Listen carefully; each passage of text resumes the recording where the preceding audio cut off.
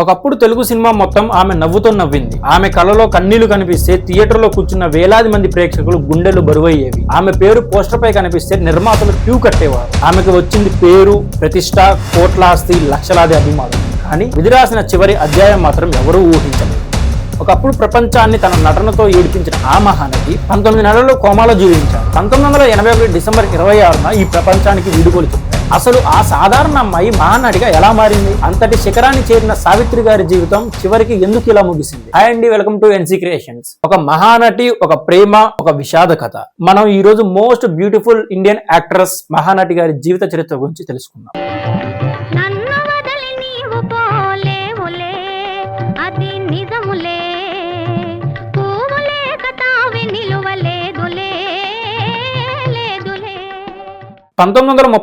December 6న Guntur జిల్లాలో చీవూరు అనే గ్రామంలో సావిత్రిగా జన్మించారు. ఆమె పుట్టిన కొద్ది రోజులకే తండ్రి గురవయ్య గారు మరణించారు. చిన్న వయసులోనే జీవితం అంటే పోరాటం అని నేర్చుకుంది. కానీ ఈ చిన్నారి కళలో మాత్రం ఒక పెద్ద కళ ఉండేది. నాట్యం అంటే ప్రాణం.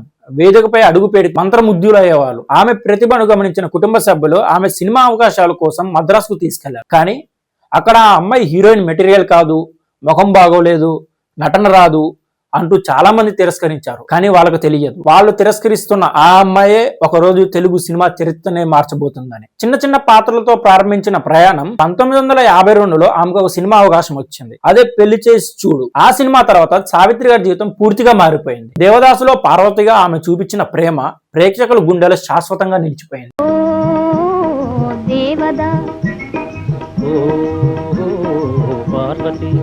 చదువు ఇదేనా మనవాసి వదిలేసి అసలు దొరల్లే సూటుగూట ఓ దేవదా. మిస్సమ్మలో మేరీగా నవ్వించింది. వాళ్ళ పాడు వరుసలు పెట్టి పిలిచి బొట్టు కాటుక పెట్టబోతుంటే చూస్తూ ఊరుకోమంటారా? ఊరుకోవాలి. ఈ 2 మాసాలు ఎలాగో కళ్ళు మూసుకుంటాం, లేకపోతే చాలా చిక్కుల్లో పడతాం. చూడండి, హిందూ మతంలో బొట్టు చాలా ముఖ్యం. అది లేకపోతే అనుమాన పడతారు. బొట్టు పెట్టుకోండి. ఎలా? నా చేత కాదే. అలవాటు చేసుకోండి. ఇదేం బ్రహ్మ విద్య. మాయాబజార్ లో శశిరేఖగా ఒకే సన్నివేశంలో నవ్వు, ప్రేమ, సిగ్గు, కోపం అన్ని చూపించి నటన అంటే ఇదే అని నిరూపించారు.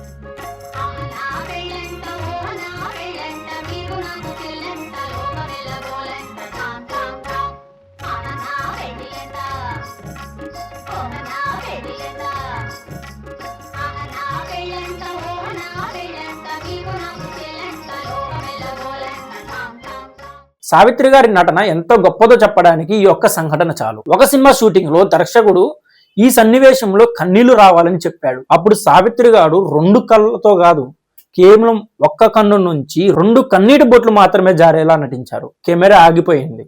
సెట్ మొత్తం నిశ్శబ్దమైంది. అక్కడున్న ప్రతి ఒక్కరూ ఇది నటన కాదు, ఇదొక అద్భుతం అని ఆశ్చర్యపోయారు. ఆమె కెమెరా ముందు నటించేది కాదు, ఆ పాత్రగా జీవించేది. అందుకే ఆమె హీరోయిన్ కాదు, ఒక భావోద్వేగం, ఒక శకం. మన తెలుగు సినిమా గర్వంగా చెప్పుకునే మహానటి సావిత్రి. సినిమా ఆమెకు పేరిచ్చింది, ప్రపంచం మొత్తం అభిమానాన్ని ఇచ్చింది. కానీ ఆమె మనసు మాత్రం తమిళ నటుడు జెమినీ గణేశన్ పై వెళ్ళింది. ఇద్దరి పరిచయం మెల్లగా ప్రేమగా మారింది. కానీ ప్రేమకు ఒక పెద్ద నిజం ఎదురొచ్చింది. జెమినీ గణేష్ గారికి అప్పటికే పెళ్లైంది. ఆ నిజం తెలిసినా సావిత్రి గారు ప్రేమను వదులుకోలేకపోయారు. ఇద్దరు రహస్యంగా వివాహం చేసుకున్నారు. ఒకవైపు దేశం ఆదరించిన మహానటి, మరోవైపు తన ప్రేమ కోసం అన్నిటినీ పణంగా పెట్టిన ఒక సాధారణ మహిళ. ఆమె ప్రేమ ఆమె జీవితంలోనే అత్యంత అందమైన అధ్యాయమైంది. కానీ అదే ప్రేమ ఒకరోజు ఆమె జీవితాన్ని శాశ్వతంగా మార్చబోతుంది. సావిత్రి గారు సంపాదించిన డబ్బు తన కోసం మాత్రమే కాదు, కష్టం వచ్చిన ప్రతి ఒక్కరికి ఎలాంటి సందేశం లేకుండా సహాయం చేసేవారు. పేద విద్యార్థులకు చదువులు, అవసరంలో ఉన్న కుటుంబాలకు ఆర్థిక సహాయం, సినిమా రంగంలో ఎంతో మందికి అండగా నిలిచారు. ఆమె చేతిలో డబ్బు ఉండేది, కానీ మనసులో గర్వం మాత్రం ఉండేది కాదు. కానీ ఒక మనిషి కష్టం తీర్చగలిగితే అదే అసలైన సంపద అనేలా జీవించారు. అదే ఉదార స్వభావం ఆమె జీవితంలో పెద్ద బలహీనతగా మారింది. నమ్మిన ప్రతి ఒక్కరూ నిజమైన స్నేహితులు కాలేదు. అందరికీ ఇచ్చింది, చివరికి తన దగ్గర ఏమీ మిగలలేదు. నటనలో శిఖరాన్ని చేరుకున్న తర్వాత సినిమా నిర్మాణంలో కూడా తన ముద్ర వేయాలని సావిత్రి గారు నిర్ణయించుకున్నారు. సొంత బ్యానర్తో సినిమా నిర్మించారు. దర్శకురాలిగా ఒక ప్రయాణం ప్రారంభించారు. కానీ ప్రతి గొప్ప నటుడు ఒక గొప్ప నిర్మాత అవ్వాల్సిన అవసరం లేదు. వ్యాపార లెక్కలు, సినిమా విజయాలు, అదృష్టం అన్ని ఒకేలా కలిసి రాలేదు. సినిమా వల్ల భారీ నష్టాలు వచ్చాయి, అప్పులు పెరిగాయి, ఒక్కొక్కటిగా ఆస్తులు అమ్ముకోవాల్సిన పరిస్థితి వచ్చింది. ఒకప్పుడు విలాసవంతమైన జీవితాన్ని గడిపిన మహానటి మెల్లగా ఆర్థిక ఇబ్బందుల్లో చిక్కుకున్నారు. విజయం ఎప్పుడు శాశ్వతం కాదు. వ్యాపారంలో నష్టాలు, కుటుంబ జీవితాల్లో సమస్యలు, నమ్మిన వాళ్ళు దూరం, ఈ బాధలన్నీ సావిత్రి గారి మనసును మెల్లగా విరిచేశాయి. ఆరోగ్యం క్షీణించింది, మధుమేహం తీవ్రంగా మారింది. 1980లో ఆమె కోమాలోకి వెళ్లారు. ఒకప్పుడు ఆమెను ఒక్కసారి చూడాలని లక్షల మందిని ఎదురు చూశారు. కానీ ఇప్పుడు ఆసుపత్రి గదిలో నిశ్శబ్దమే ఆమెకు తోడుగా మిగిలింది. 19 నెలలు ఆమె కళ్ళు తెరవలేదు. 19 నెలల్లో నిశ్శబ్దం. 1981 డిసెంబర్ 26 కేవలం 47 సంవత్సరాల వయసులో మహానటి సావిత్రి గారు ప్రపంచానికి వీడుకోలు చెప్పారు. కానీ నిజంగా ఆమె వెళ్ళిపోయారా? లేదు. మాయాబజార్ లో శశిరేఖ నవ్విన ప్రతిసారి ఆమె ఇంకా మనతోనే ఉంటారు. మిస్సంలో మేరీ నవ్విన ప్రతిసారి ఆమె ఇంకా బతికే ఉంటారు. దేవదాసులో పార్వతి ప్రేమించిన ప్రతిసారి ఆమె కళలోని మన హృదయాలను ఇంకా తాగుతూనే ఉంటుంది. కొన్ని జీవితాలు మరణంలో ముగియవు, అవి చరిత్రగా మారిపోతాయి. హీరోయిన్లు ఎంతో మంది వస్తారు, స్టార్లు ఎంతో మంది పుడతారు, కానీ మహానటి ఒక్కరే. ఆ పేరు తెలుగు సినిమా ఉన్నంత కాలం శాశ్వతంగా